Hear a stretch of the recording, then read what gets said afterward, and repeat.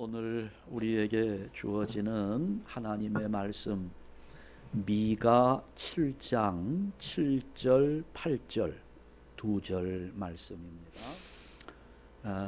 우리 교인들 중에 미가 선지자 아는 분들도 계시고 또 처음 들어보시는 분들도 계시겠습니다마는 이 미가 선지자는 예수님께서 이 땅에 오시기 700년 전에 활동하면서 메시아 탄생은 베들레헴에서 일어난다고 정확하게 예언했던 선지자입니다.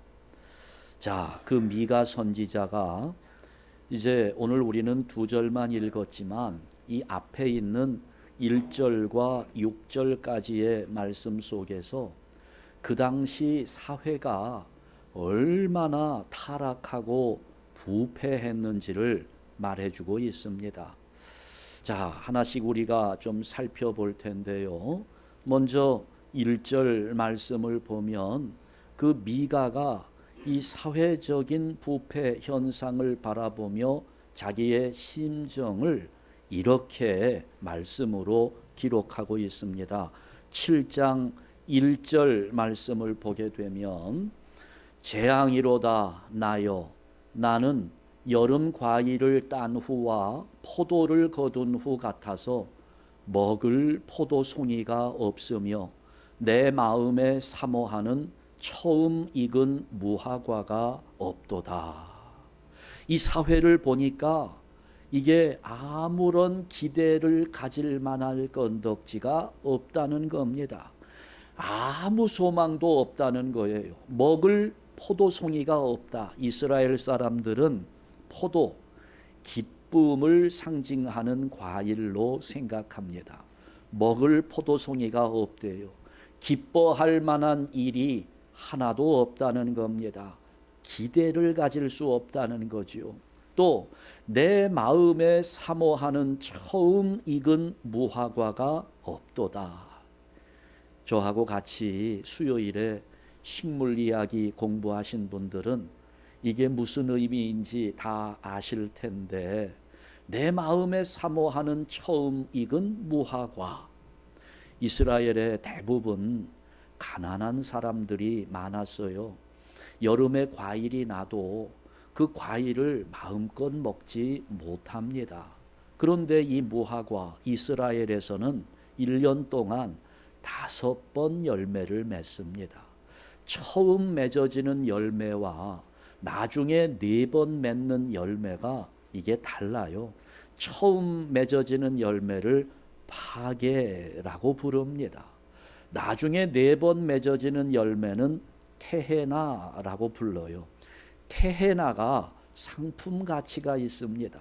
그래서 이것을 거둔 후에 잘 말려서 겨울에 과일을 먹지 못하는데 돈 있는 사람들은 그걸 먹으면서 지냅니다. 가난한 사람들은 과일 맛을 못 봐요. 그런데 이 테헤나 4번 맺어지는 거 말고 처음에 맺어지는 3월쯤에 맺어지는 이 파게는 테헤나보다 좀 작습니다. 맛도 떨어집니다. 상품 가치가 없어요.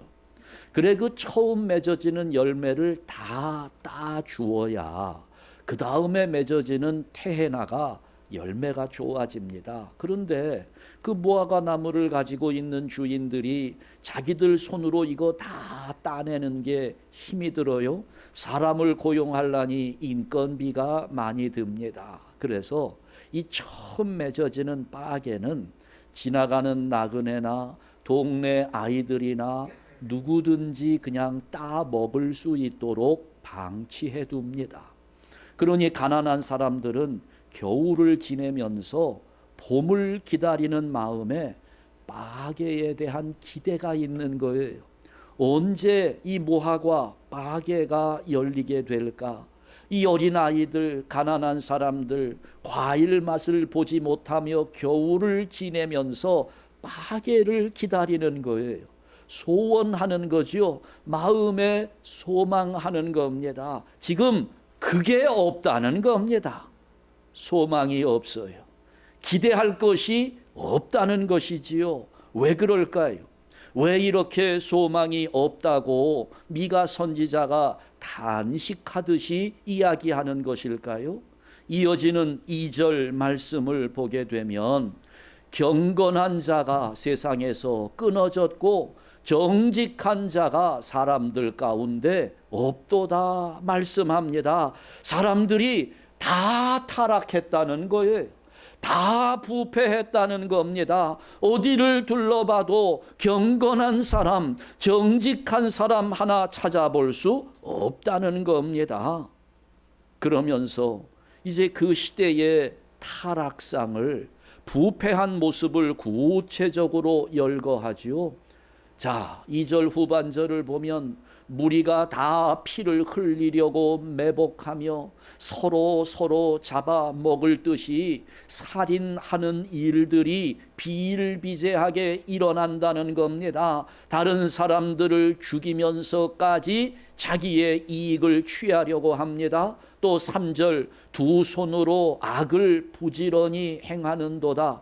두 손을 가지고 한 손도 아니고 양쪽 손으로 악을 행하는데 어떻게 행해요? 부지런히 악을 행하는 그런 사회가 되었다는 겁니다. 그 지도자와 재판관이 뭘 구해요? 뇌물을 구한답니다. 그러니 사회적 공의, 사회적 정의 이런 것을 기대할 수가 없는 사회라는 거죠. 권세자는 자기 마음의 욕심을 말하며 그들이 서로 결합하니 너희는 이웃을 믿지 말며 이 사회에 신뢰가 사라졌다는 겁니다. 신뢰가 무너졌어요. 불신 사회가 되었다는 겁니다. 친구도 의지할 수 없고 함께 있는 여인에게도 마음껏 내 속에 있는 비밀을 말할 수 없을 만큼 신뢰가 깨졌습니다. 불신사회가 된 겁니다. 6절 아들이 아버지를 멸시하며 딸이 어머니를 대적하며 가정에서조차도 갈등이 일어나고 있는 그런 사회가 되었다는 겁니다. 어느 누구 하나 믿을 사람이 없다는 거지요. 그러니 내 마음에 처음 익은 무화과가 없도다. 빠개가 없다. 소망이 없다는 겁니다. 이렇게 사회가 타락했어요. 부패했다는 겁니다. 그런데 여러분, 미가는 BC 8세기에 활동했던 선지자예요. 예수님 오시기 700년 전입니다. 그러면 지금부터 계산하면 몇 년 전인가요? 2700년 전. 여러분, 2700년 전이 도대체 언제쯤인지 아시겠어요? 상상이나 됩니까? 여러분이 성경을 읽으면서 그냥 그런가 보다 하지만 지금부터 2700년 전이라고 하면 여러분이 알고 있는 한국의 역사 가운데 고구려 백제 신라도 없었을 때입니다. 고조선 시대입니다. 얼마나 오래전 시대인지 몰라요. 그 고대 사회인데요.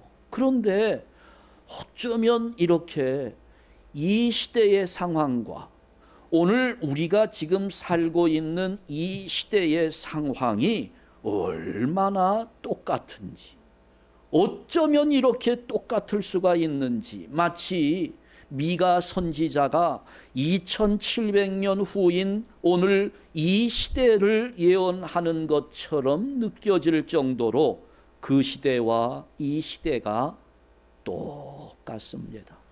우리도 아무나 믿을 수가 없잖아요. 요즘에 여러분 보세요. 우리가 재판장들을 믿을 수 없는 시대가 되었어요. 돈이 있으면 무죄, 돈이 없으면 유죄, 유전 무죄, 무전 유죄, 뭐 이런 말이 나오잖아요. 일반인들과 권력 있는 사람들 서로 결과가 다르게 나오는 일들이 얼마나 많습니까? 똑같아요. 이 시대와 그 시대의 상황이 아주 똑같습니다. 그래서 오늘 이 미가의 예언은 오늘 우리에게 아주 잘 적용되는 메시지가 될 겁니다. 이렇게 사회를 보니까 모든 소망이 무너져 내렸습니다. 미가의 판단이며 예언입니다. 그런 미가가 오늘 우리가 읽은 7절 말씀을 보니까 오직 나는 이라는 말로 시작하고 있습니다. 오직. 여러분, 이 부사가 무엇을 의미하는지 다 아시죠? 오직이라고 말할 때는 그렇게 말하는 그 사람의 강력한 의지를 나타내는 말입니다. 오직 나는. 그러니까 지금 세상은 이렇게 부패했고 사회적 불신과 갈등 속에서 걱정되는 일들이 한두 가지가 아니지만 오직 나는 여호와 하나님을 바라보겠다 하는 미가의 아주 신앙적 결단이 강력하게 표출되고 있는 겁니다. 어디에도 소망이 없는데 오직 하나님만을 바라보면서 내가 이 시대를 살아가리라는 것입니다. 지금 우리도 타락할 대로 타락한 사회 속에서 하나님을 섬기며 살고 있습니다. 하나님을 믿는 사람으로 이 사회적 불신과 갈등들을 바라볼 때 정말 안타까운 마음들이 얼마나 많은지 몰라요. 그런데 솔직하게 말하면 오늘 우리에게는 오직 나는 이라고 하는 미가의 신앙적 결단의 용기가 부족합니다.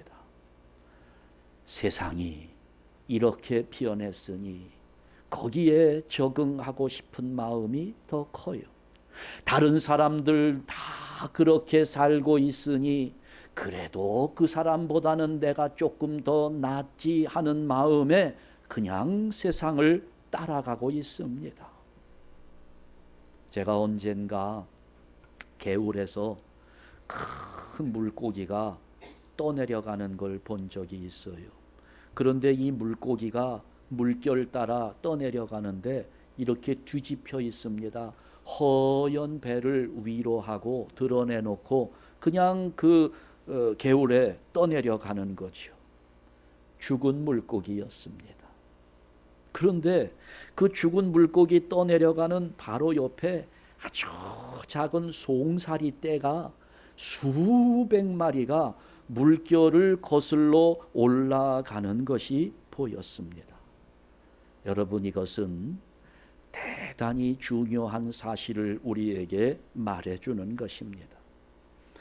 아무리 몸집이 커도 생명이 없으면 그냥 물 흐르는 대로 떠내려갈 수밖에 없습니다.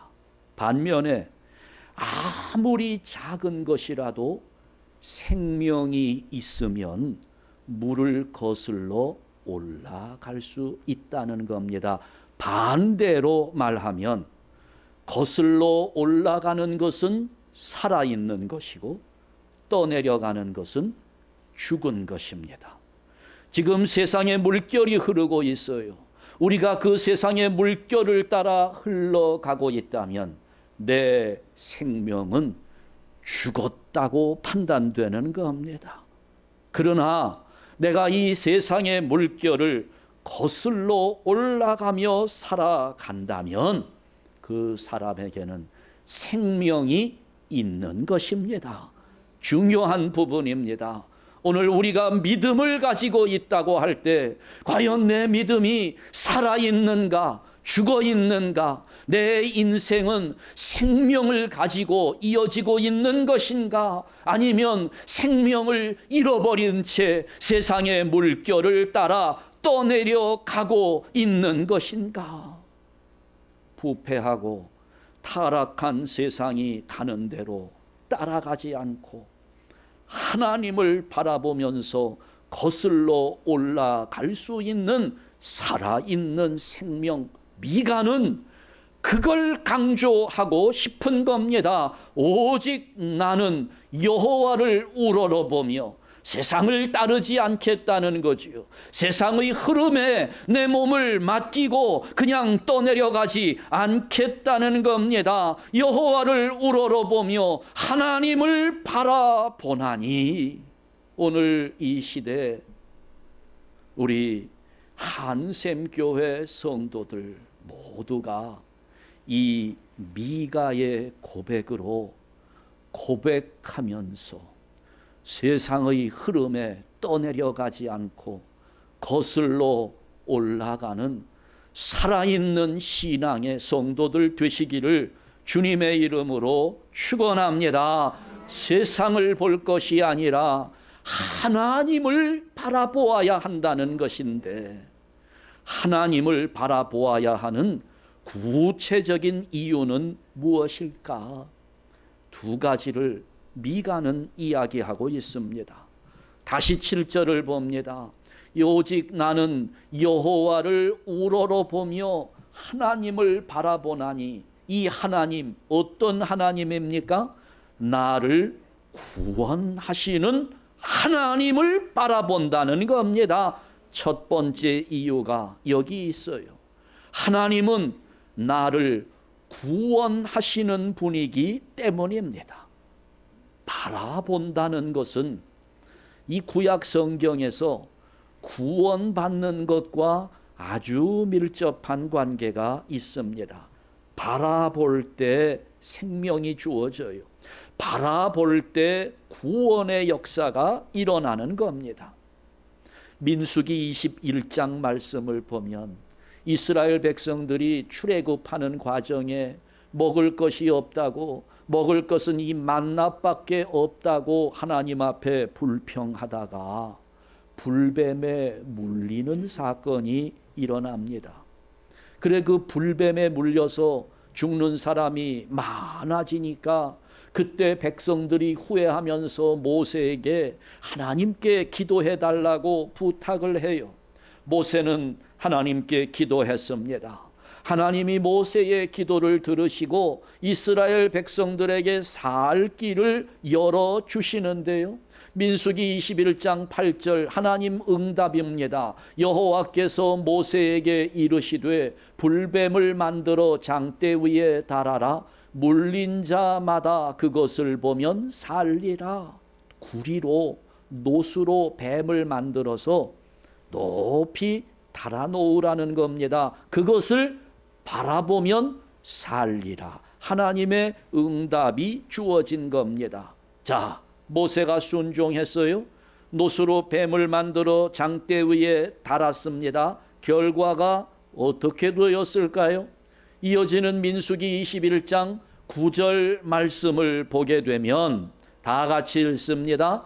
모세가 놋뱀을 만들어 장대 위에 다니 뱀에게 물린 자가 놋뱀을 쳐다본즉 모두 살더라. 아멘. 쳐다보니까, 바라보니까 모두 살았다는 거예요. 여기 모두라는 말은 모두가 아니지요. 어떤 사람 중에 모두입니까? 바라보는 사람들 모두가 살았다는 겁니다. 바라보지 않은 사람들 죽었어요. 뱀에게 물려서 죽은 겁니다. 여러분, 이 시대에 그 높이 달린 놋뱀을 바라보는 사람은 모두 살았습니다. 구원을 받은 겁니다. 지금도 똑같습니다. 바라보면 사는 겁니다. 십자가에 달린 예수님을 바라보는 자가 구원을 받는 겁니다. 살아나는 겁니다. 하나님을 바라보는 자에게 생명이 주어지는 것입니다. 바라본다는 거, 두 가지 의미가 있어요. 첫 번째 의미는 바라본다는 것은 믿음이 있다는 증거입니다. 저 위에 달려있는 놋뱀을 바라보면 산다. 믿음이 없는 자들은 세상의 논리를 가지고 머리를 굴립니다. 지금 불뱀에 물렸어요. 독사에게 물렸다는 말이지요. 죽어갑니다. 왜 죽어갑니까? 독사에게 물려서 독이 퍼져가니까 죽어가요. 진단이 정확하지요. 자, 그러면 처방을 내려야 됩니다. 어떻게 해야 살 수 있습니까? 독을 제거하는 해독제가 필요합니다. 저거 바라본다고 살아날 수 있어? 저거 바라보는 것이 내 안에 퍼지는 독과 무슨 상관이 있어? 안 쳐다보는 거예요. 죽는 겁니다. 여러분, 우리의 생명은 해독제가 결정해 주는 것이 아니라 하나님 말씀에 순종하는 것이 생명의 길임을 믿으시기 바랍니다. 그걸 믿는 사람은 바라보는 거예요. 그러니까 바라본다는 것은 그 마음에 하나님의 말씀에 대한 약속에 대한 믿음이 있다는 증거가 되는 것입니다. 이것을 히브리서 11장 1절에서는 이렇게 이야기합니다. 다 같이 읽습니다. 믿음은 바라는 것들의 실상이요 보이지 않는 것들의 증거니. 이게 증거가 되는 거예요. 두 번째, 바라본다는 것은 기다림의 의미가 있는 겁니다. 기다린다는 거예요. 성경을 보면 다 그래요. 믿음의 성취는 기다림 속에서 이루어졌다는 것을 발견합니다. 보세요. 아브라함은 아들을 약속받는데 75세였습니다.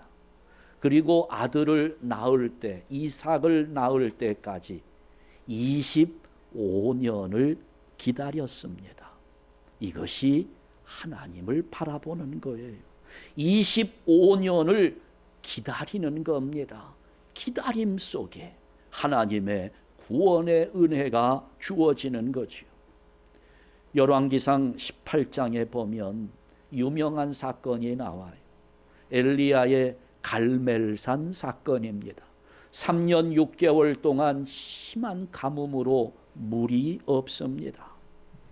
이제 바알 선지자들과 대결을 합니다. 엘리야는 하나님께 약속을 받았습니다. 내가 비를 줄 것이다. 엘리야가 제사를 드리고 하나님께 기도합니다. 자기 머리를 무릎 사이에다가 넣고 하나님께 간절히 기도합니다. 하나님이 약속을 주셨으니까, 비를 주신다고 했으니까 내가 기도할 때 하나님은 응답 주실 거지 생각하며 머리를 무릎 속에 놓고 간절히 기도하면서 사환에게 저 바닷가에 가서 비구름이 몰려오는지를 확인해 봐라. 사환이 갑니다. 아무것도 없습니다. 또 두 번째 갑니다. 아무것도 없어요. 3번, 4번, 5번, 6번 계속 갔는데도 하늘은 그냥 맑을 뿐입니다. 아무것도 없어요. 엘리야는 또 기도합니다. 사환에게 가서 보라고 하지요. 7번째 가서 보니까 저 멀리 큰 구름도 아니고 손바닥만한 구름이 일어나나이다. 엘리야는 확신한 거죠. 여러분, 그렇게 하나님께서 비를 내려주시는 응답을 얻기까지, 하나님의 약속이 현실화되기까지 7번을 기다려야 했습니다. 7번은 사실 1번, 2번 숫자로 7번이 아니고요.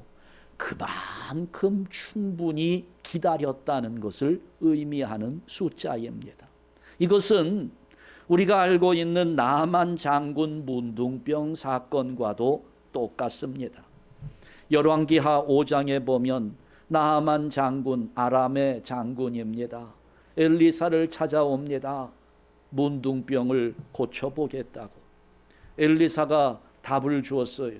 요단강에 들어가서 7번 몸을 담그라는 겁니다. 그런데 요단강물은 흙탕물이에요. 누렇습니다. 더러워 보입니다.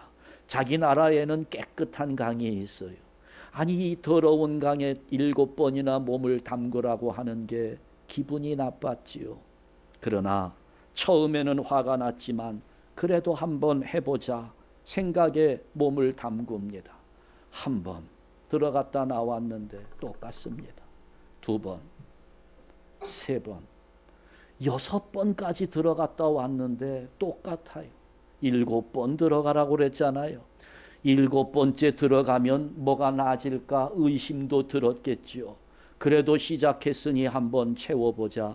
7번째 들어갔다가 나오니 몸이 깨끗해졌습니다. 완치되었던 거예요. 바로 이것이 바라보는 겁니다. 기다리는 거예요. 믿음으로 하나님을 바라보면서 기다릴 때 우리에게 주어진 하나님의 약속은 내 인생의 현실이 되어 돌아오고 그것이 오늘 나에게는 하나님의 약속대로 이루어지는 은혜와 복이 된다는 사실을 믿으시기 바랍니다. 두 번째, 하나님을 바라보아야 하는 이유는 하나님이 나에게 귀를 기울여 주시기 때문입니다. 7절 다시 보시죠. 오직 나는 여호와를 우러러보며 나를 구원하시는 하나님을 바라보나니 나의 하나님이 나에게 귀를 기울이시리로다. 아멘. 나에게 하나님이 귀를 기울이시는데 언제요? 내가 하나님을 바라볼 때 하나님이 귀를 기울이신대요. 이것 또한 두 가지 의미가 있습니다. 첫 번째, 내 기도에 응답해 주신다는 겁니다. 하나님을 바라볼 때 응답해 주신다는 거예요. 오늘 우리가 얼마나 많은 소원이 있어요. 여러분도 저를 만나면 목사님 이거 기도해 주세요. 우리 아들 위해서 기도해 주세요. 우리 자녀들 위해서, 사업 위해서, 뭐 위해서, 뭐 별의별 기도 제목을 다 저에게 말씀을 해 주어요. 많은 소원이 우리 안에 있다는 겁니다. 그런데 그 소원들을 하나님께 기도하면서 응답받기를 원하잖아요. 지금 미가 선지자는 하나님께 기도했을 때 어떻게 응답을 받게 되는지 기도 응답의 조건을 가르쳐 주는 겁니다. 기도 응답의 조건 가운데 가장 중요한 것이 여기에 있다는 거지요. 뭘까요? 하나님을 바라보는 거예요. 하나님을 바라보는 자에게 하나님은 기도에 응답을 주신다는 것입니다. 요즘에 젊은이들이 결혼하는 것이 참 어려워요. 쉽지 않습니다. 어떤 젊은이들은 아예 결혼 생각도 안 해요. 난 결혼 안 하겠다. 또 결혼을 해도 아이도 안 낳겠다. 여러 가지 현실적 어려움들이 있어서 그런 것 같습니다만은, 근데 어떤 젊은이는 보면 또 결혼을 못하는 경우도 있어요. 하고 싶은데 이게 잘 안 되는 거예요. 이유는 여러 가지가 있겠죠. 정리해 본다면 우선 눈이 너무 높은 사람은 결혼하기 어렵습니다. 여러분, 그 결혼의 배우자를 찾을 때 현실 속에서 배우자를 찾아야지 자기 이상 속에서 배우자를 찾으려는 사람들이 꽤 많아요. 보면 그 배우자의 조건이랄까요? 이야기하는 걸 들어보면 무슨 소설에 나오는 사람은 그런 사람이 있을까? 영화에는 그런 사람이 있을까? 이걸 상상 속에서 배우자를 찾으니까 이게 배우자를 못 만납니다. 그러잖아요. 우리는 이미 경험이 있으니까 다 알지요. 나를 100% 만족시켜 줄 수 있는 배우자를 어디서 찾을 수 있을까요? 꿈에도 안 나온다니까요. 현실은커녕 꿈에서도 나를 100% 만족시킬 수 있는 배우자는 세상 어디에도 존재하지 않는다는 사실을 인정해야 됩니다. 그러니까 백마 타고 오는 왕자를 기다리는 신데렐라과의 아가씨들, 결혼 포기해야 돼요. 또 무슨 백설공주만 생각하는 그런 남자들, 뭐 결혼하기 어렵다고 봐야 되겠지요. 또 결혼이 안 되는 경우를 보면 주변에 참견하는 사람이 많으면 이게 또 결혼이 어려워집니다. 부모, 형제, 친척들까지 다 달라붙어 가지고 신랑감, 신부감을 그냥 들었다 놨다 이렇게 하는 겁니다. 그러면 엄마 마음에는 드는데 아빠 마음에는 안 들죠. 당사자 입장에서도 똑같아요. 시누이는 마음에 드는데 저 올케는 마음에 안 들고, 뭐 이렇게 이래서 안 되고 저래서 안 되고 결혼하기 힘들어지죠. 자, 그런데 또 한 가지 결혼이 잘 안 되는 이유가 있는데 제가 이걸 말하고 싶어서 그래요.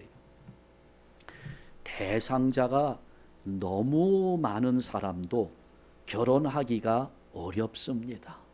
주로 뭐 능력이 있다거나 잘생겼다거나 뭐 예쁘다거나 조건이 좋은 사람들 있잖아요. 그런데 이런저런 여러 가지의 조건들이 좋으니까 주변에서 결혼하자고 달려드는 사람들이 많은 거예요. 이 사람도 결혼하자, 저 사람도 결혼하자. 아니, 대상자가 막 줄을 서 있어요. 그러면 그 중에서 이제 골라야 되는데 이게 선택하는 것이 굉장히 어려워지지요. 그러면 이거 쉽게 결혼할 수 없는 거예요. 근데 여러분 보세요. 나와 결혼하자는 사람들, 좋은 사람들이 아무리 많이 있어도 어때요? 결혼은 한 사람과만 해야 되는 거란 말이죠. 그래야 정상적인 결혼 생활이 이루어지는 겁니다. 여러분, 하물며 신앙은 더 말할 나위가 없는 겁니다. 오직 하나님 한 분만 바라보아야 되는 겁니다. 그래야 응답이 되는 거예요. 왜 내 기도는 응답이 안 되느냐고요? 이유가 있지요. 왜 응답이 안 됩니까? 마음이 분산되어 있기 때문에 그런 겁니다. 하나님만 바라보아야 되는데 두 마음을 품고 있어요. 우리 예수님 뭐라 그래요? 하나님과 재물을 겸하여 섬길 수 없느니라 말씀하잖아요. 여전히 하나님을 믿는 우리가 세상을 바라봅니다. 여전히 하나님의 말씀을 읽고 있는 우리가 세상의 논리를 따라가려고 하고 있어요. 양다리를 걸치고 있는 거죠. 두 마음을 품고 있는 겁니다.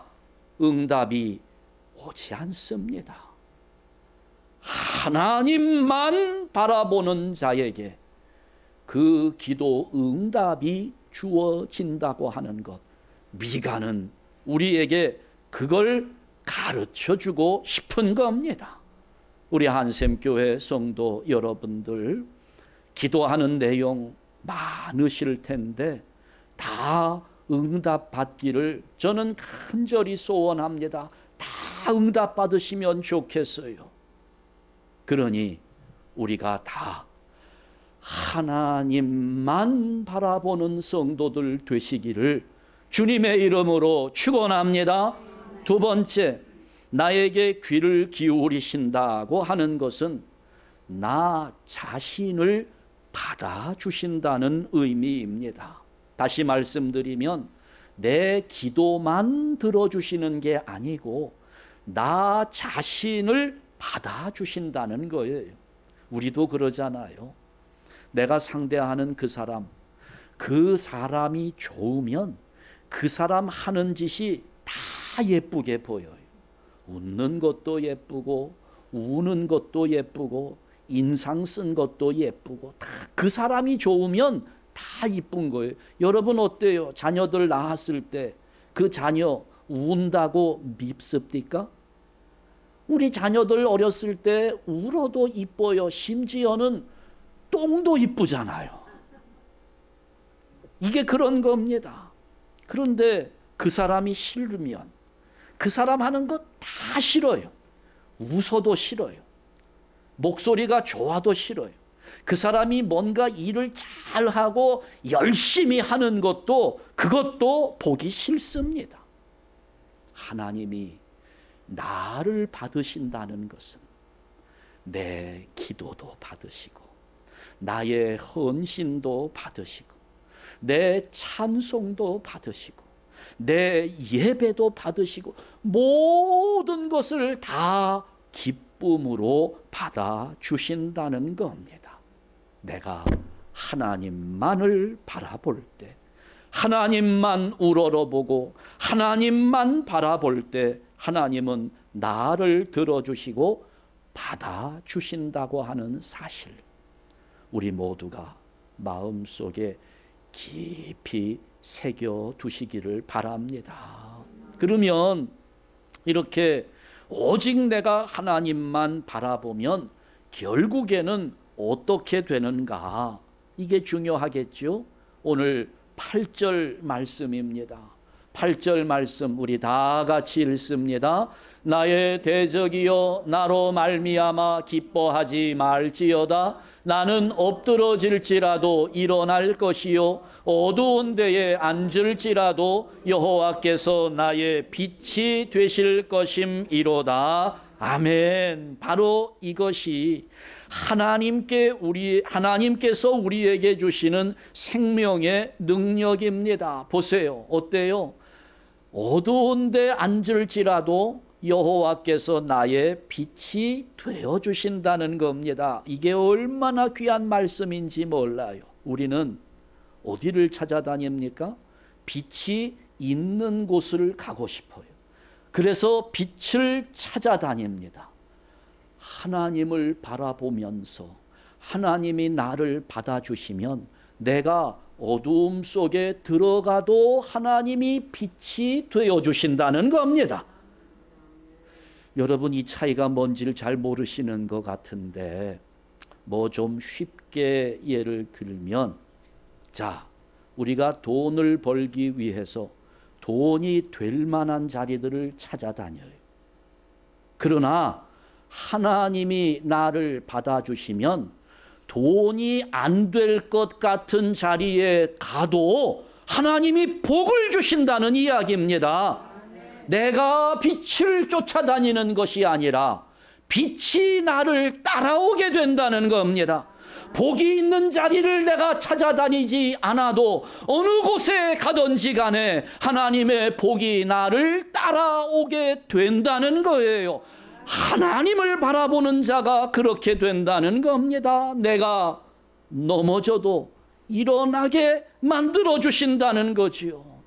씨가 땅속에 파묻혀 있지만 그 땅을 뚫고 싹이 나오는 것처럼 아무리 고난을 당해도 절망하지 않게 하시고, 내가 죽는 자리에 있는 것 같아도 결국은 생명을 다시 부여하시는 하나님의 능력이 주어진다는 것입니다.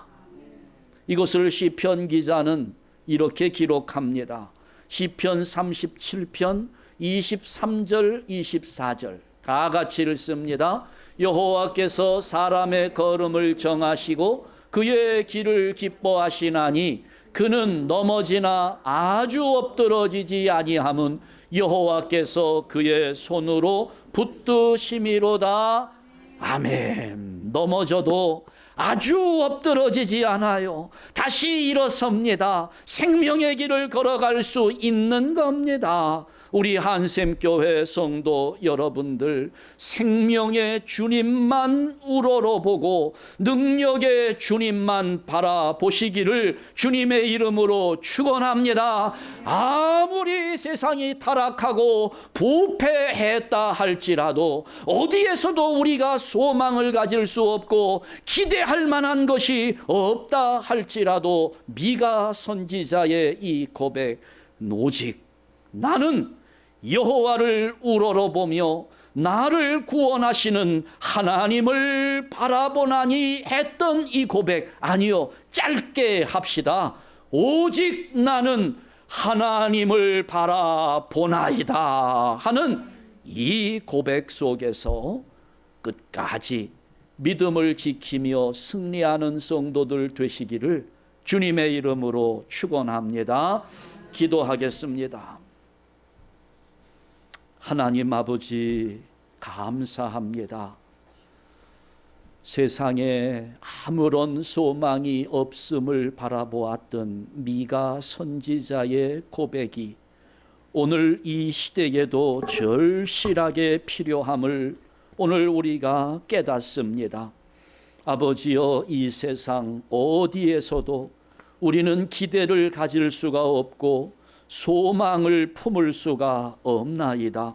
아버지여, 그러나 이러한 시대에 오늘 미가가 신앙적으로 결단하며 고백했던 것, 나는 오직 여호와만을 바라보나니, 오늘 이 고백이 우리 한샘교회 성도들의 고백이 되기를 원합니다.